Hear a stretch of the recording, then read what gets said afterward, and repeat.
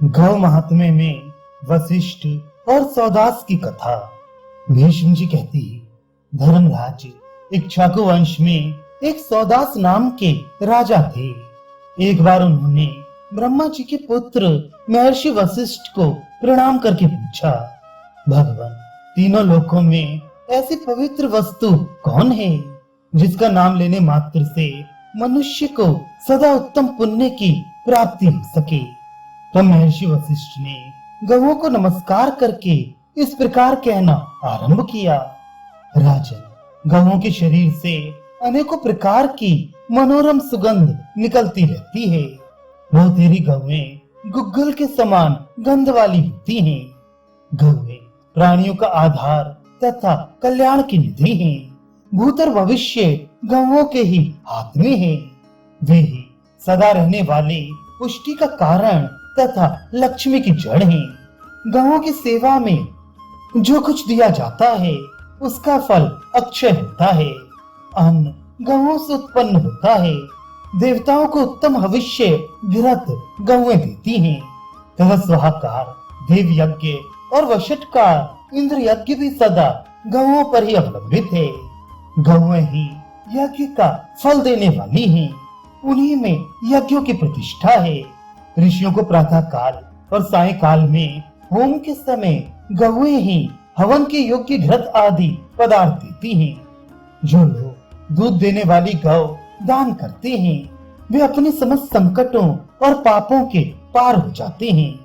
जिसके पास 10 गौएं हैं वह 1 गौ दान करे। जो 100 गायें रखता हो वह 10 गायें दान करे। और जिसके पास 1000 गौएं मौजूद हों वह 100 गौएं दान करे। तो इन सबको बराबर ही फल मिलता है।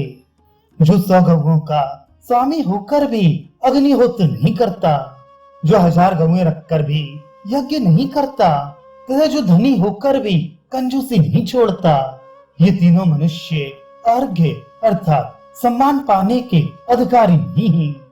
जो उत्तम लक्षणों से युक्त कपला गौ को वस्त्र उड़ाकर बछड़े सहित दान करता है तथा उसके साथ दूध दोहने के लिए एक कांसे का पात्र भी देता है, वे इहलोक और परलोक दोनों को जीत लेता है।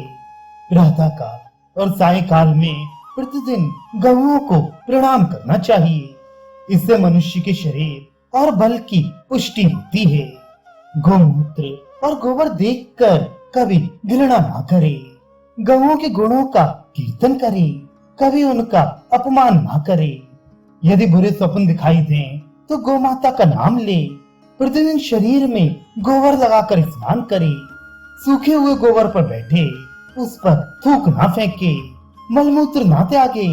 गौओं के तिरस्कार से बचता रहे। अग्नि में गाय के घृत का हवन करे, उसी से सस्ती वाचन कराए। गोघृत का दान और स्वयं भी उसका भक्षण करे तो गौओं की वृद्धि होती है। जो मनुष्य सब प्रकार के रत्नों से युक्त तिल की धेनु को गो माँ, अग्निविमा अश्वी आदि गोमती मंत्र से अभिमंत्रित करके उसे ब्राह्मण को दान करता है, उसे अपने पाप पुण्य के लिए शोक नहीं करना पड़ता।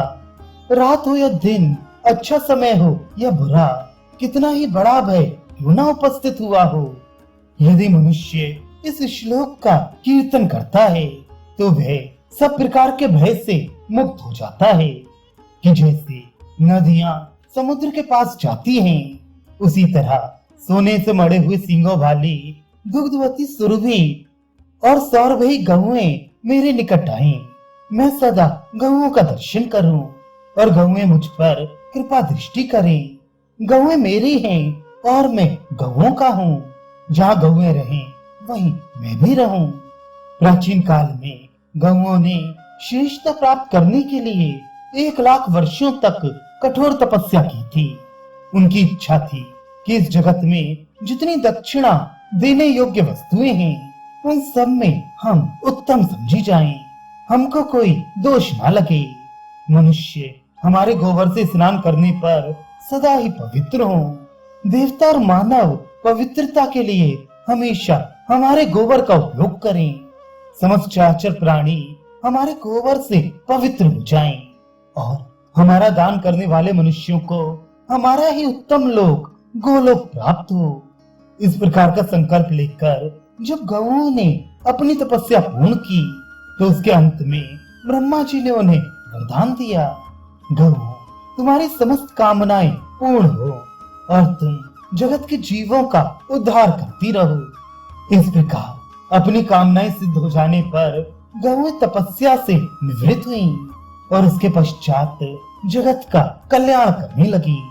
इसलिए वे महान सौभाग्यशाली गौएं परम पवित्र मानी जाती हैं। वे समस्त प्राणियों से श्रेष्ठ एवं वंदनीय हैं। जो मनुष्य दूध देने वाली सुलक्षणा कपिला गौ को वस्त्र उड़ाकर कपिल रंग के बछड़े सहित दान करता है, वह ब्रह्मलोक में सम्मानित होता है। सदा गोदान में अनुराग रखने वाला पुरुष सूर्य के समान दैदीप्यमान विमान में बैठकर मेघमंडल को भेदता हुआ स्वर्ग में जाकर सुशोभित होता है। गौ के शरीर में जितने रोए होते हैं उतने वर्षों तक वह स्वर्ग लोक में सत्कार पूर्वक रहता है। फिर पुण्य क्षीण होने पर जब स्वर्ग से नीचे उतरता है तो इस मनुष्य लोक में आकर संपन्न घर में जन्म लेता है।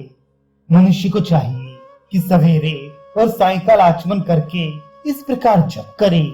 घी और दूध देने वाली, घी की उत्पत्ति का आधार, घी को प्रकट करने वाली, घी की नदी तथा घी की वह रूप गौएं मेरे घर में सदा निवास करें। मेरे आगे पीछे और चारों ओर गौएं मौजूद रहें। मैं गौओं के बीच में ही निवास करूं। इस प्रकार प्रतिदिन जप करने से मनुष्य के दिन भर के पाप नष्ट हो जाते हैं।